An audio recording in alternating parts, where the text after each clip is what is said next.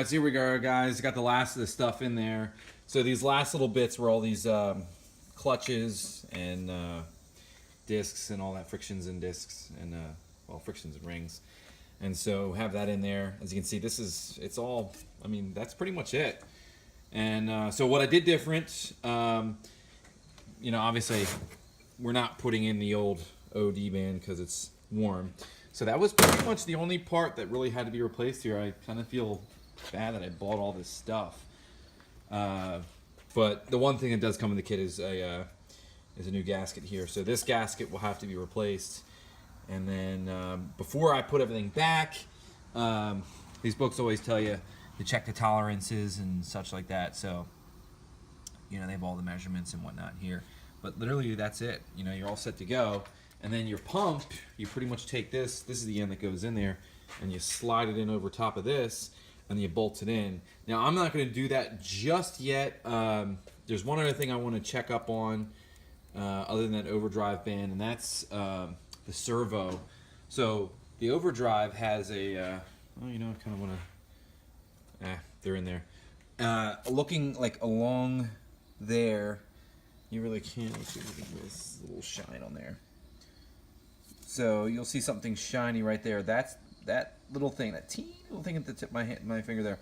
That is the Servo Overdrive Pin, which is that. Now a lot of times the you know, this whole bushing and pin thing, it can get loose and messed up. So one of the things I bought was the Super Servo, which is a billet aluminum piece.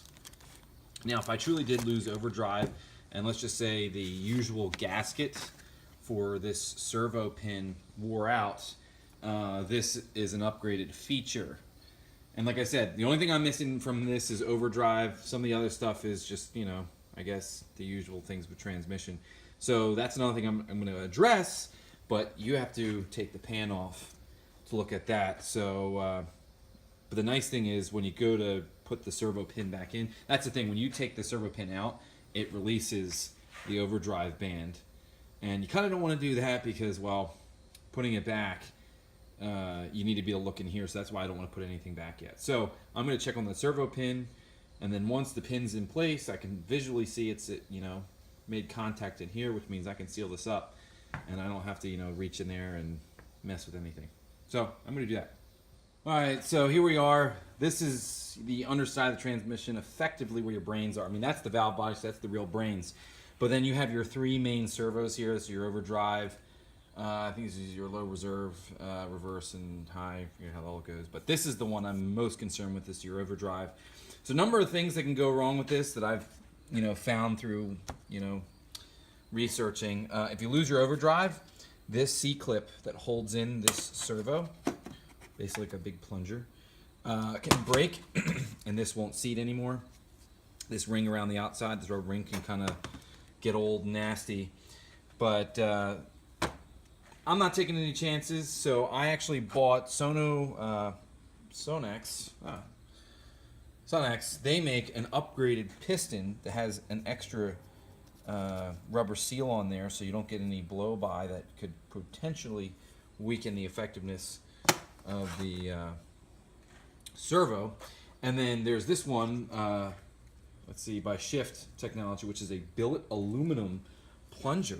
So instead of this pressed steel one, you can do this billet one, and the billet one has a reusable gasket. So when it gets old, you don't have to throw the whole thing away. You can actually just replace the gasket.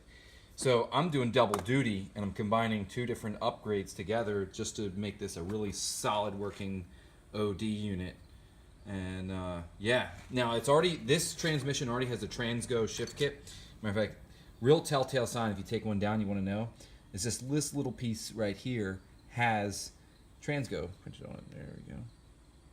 So it's a stage one, or they're like, you know, their health repair thing, whatever. But so these are upgraded springs that came with the Transgo, and they kind of essentially all stack up in there and fit in there and all go together. So anyway, I'm going to put that back together, put the brains back. One thing, when I pulled this out, that disengages the overdrive band. So before I fully button everything together, you want to look in there and make sure that the overdrive is being held by this pin. If not, you'll put this back in, you won't have overdrive. And yeah, that'll be a pain in the ass. All right, I'm gonna put this all back together. So as I was showing you earlier, I was doing the overband servo, and here I got a little trick to help you get this back in. You may not have one of these, but whatever. I bought this to help measure clearances for here. As you can see, I took everything out so I can see the pin. That's it, the top there. Right. That's the pin right there. Okay, so the point is this has to be compressed in, and I'm sure there's some special tool that Ford has, but a lot of guys end up getting a piece of, bar like this, a piece of aluminum, drilling a couple holes in it, putting the bolts from the valve body through, and just slowly sinking it in.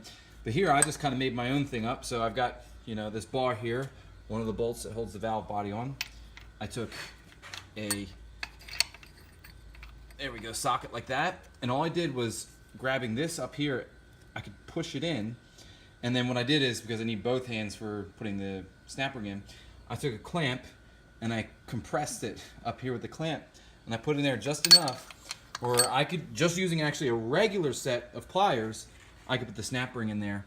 And that's one of the hardest parts about doing this, is just getting that snap ring in, because it really takes a lot of force to compress those springs and get it in.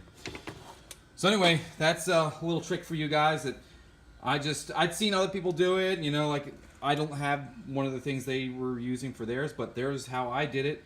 And I didn't need snap ring pliers. Matter of fact, I didn't own a pair, and they're good to own, but I mean, I was not a necessary expense for this. So then what I'm going to do is go over here and hook the overdrive band on, and then put everything back in. This puppy's ready to go. All right, time to put it all back together. All right, guys, here she is. Transmission all back together. Pump in there with the new overdrive band. This is RTV gasket maker that I put around the threads, and that just keeps coolant from leaking past the threads. It's something I learned a while back when I was doing thermostats and water pumps. So keep that in mind. We have to seal that back up. Also, too, something I only found out later, there's this piece of metal here, and this actually is the designation that says AODE and then W there. So if someone ever says identify your transmission, look for this plate, and then the next thing they usually ask is how many bolts are in the transmission pin. So anyway, with the new overdrive band and the new piston, this thing should work like a charm. I can't wait to get it back in and give it a test drive.